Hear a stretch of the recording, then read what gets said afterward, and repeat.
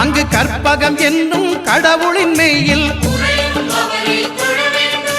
சூரியன் முதலாய் 9 கிரகமும் பலவித குணங்களை கொண்டிருக்கும் எங்கள் கற்பக தருவில் அவை வரும்போது ஒன்றாய் சேர்ந்து பலனளிக்கும்.